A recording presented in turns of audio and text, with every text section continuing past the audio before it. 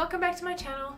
This week I finally finished hemming my pants from a couple of videos ago where I was making the mock-up, and I finally put a button on it as well, and that's the McCall's 9367 pattern, and I went ahead and made the pants variation. So after I'd tried the mock-up and adjusted the pattern as I wanted so that it would fit better, I went ahead and pre-washed my fabric, which was a lovely black linen from Spotlight.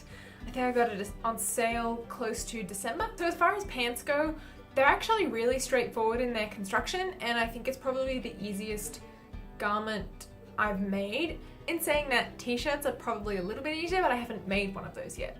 So the first step in the pants pattern, like any pattern, is to put the darts in the front pieces. Now, I didn't put darts in the back, I just chose to take it in the middle because the placement made the fit a little bit funny, where a middle dart was a little bit better. So I skipped the part where you put the darts into the back piece. From there, you put in the zipper first, so it's a little bit like counterintuitive as to how you would construct it, but you go ahead and install the zipper, and this also went fairly easily. One thing I did do differently from the pattern is I added an extra piece of material, which I folded in half, over the section of the fly or the zipper that would touch my skin, because in the pattern there's no, I don't know what you'd call that, there's no material between the zipper and your skin, and because it's a metal zipper, I thought it might be a little bit uncomfortable. So I went ahead and attached a little bit of fabric to the side of the zipper fly, and just made sure that could fold over and tacked it down so that it wouldn't move out of the way. It's at this point that I remembered that this is not actually the first pair of pants I've ever made. I did make a pair of pajama pants out of some lovely flannelette rabbit fabric as my very first project when I actually attended classes to learn how to sew. The next step after sewing the pockets to each other and securing them to the pants is to attach the front and back pants pieces at their center front seam, so the ones that go on the inside of your leg, and you do this all the way to the crotch curve. Once you've sewed up the inner seam, you go ahead and do the crotch seam, so the one that goes from the front all the way to the back and under your crotch, obviously.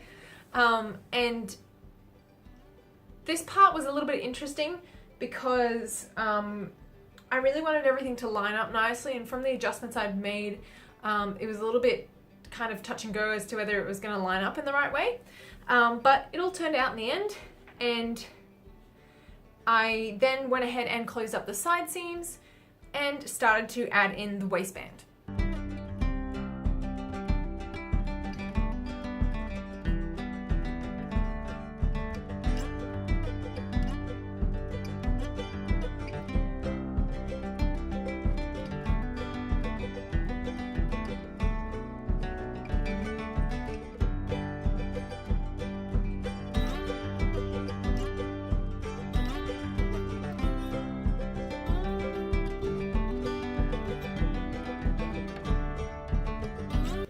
And the waistband is really cool because it's got this little tab that goes over, it kind of overlaps with the rest of the pants, which I found really good. It means that you can close it securely with two buttons instead of just the one metal clip thing that some people have in their pants, or that you can buy in ready-to-wear clothing. Basically, once you add the waistband, you're pretty much there.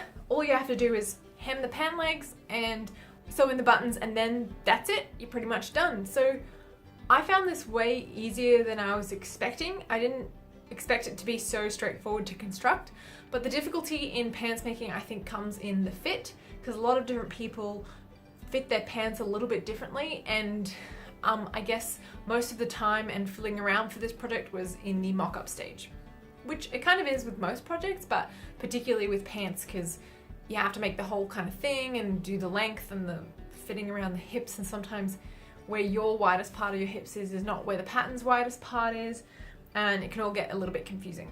Really excitingly, while I was about to put the finishing touches on these pants, my grandmother-in-law sent me her overlocker from South Africa, which is this one here. It's the Epicel Companion 300, which is an old overlocker, but it does wonders. And even though I'd already sewn up the pants, I went ahead and overlocked all the seams just to finish them off. I originally wasn't going to do this because it was my first pair of pants, so I was kind of just like seeing how it would go.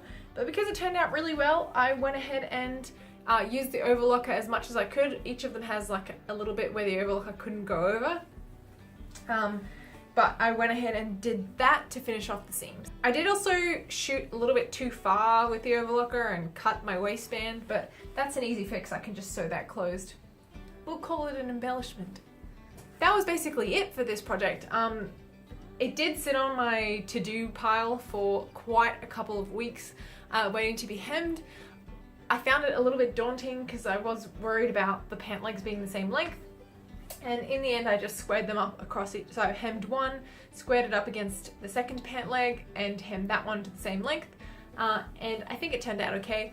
Probably in future, I want to make pants out of more of like a slippy material, if that makes sense. So suiting or something along those lines, so they don't wrinkle as easily. I do love the look of linen pants, but they get wrinkly so easily, and you have to iron them a lot. So I do like the look of linen, but probably next time I'll make it out of a kind of easier to maintain fabric, I think. And I knew that going in, so I was just more looking to see what a pant's like. What do you have to do to make them? Are they really complicated? And just go from there. I paired these pants with a top that I made. You'll have seen the pattern in my pattern haul. It's a Simplicity 8297, and I made view A. I made this one without recording any footage of the construction, just because I was kind of in a bit of a rut and I wanted to kind of just make something without the pressure of having to make a video about it. So you'll see that in the footage here. I just made it out of a light blue cotton seersucker, also from Spotlight, that I got in their recent sale. One thing I will say about the fit of the pants is, although I love the length and I love the way it hits me where it hits me at the waist, there is this odd tightness around about where the pockets are, or where your hands would be when you put your pockets in. Sort of at the end of the fly height where it's a little bit tight, it kind of gets tighter, so it's like looser near the waist, then tighter, then looser in your pant legs. And I'm not sure why that happened. I presume it's something to do with the darts or the adjustments I made, and maybe not knowing that taking out the issue of the crotch not being deep enough would add this weird tightness sort of at that level.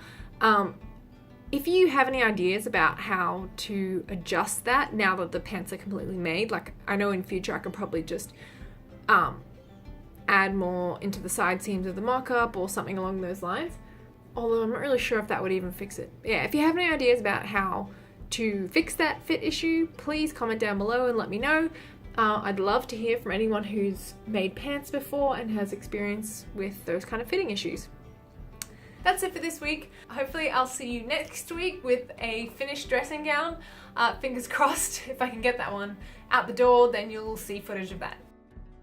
T-shirts.